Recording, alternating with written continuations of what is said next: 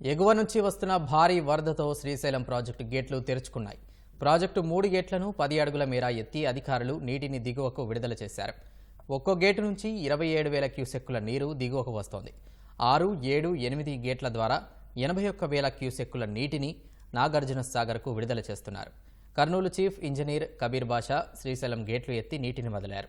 ఈ దృశ్యాలను చూసేందుకు పెద్ద సంఖ్యలో ప్రజలు తరలివచ్చారు.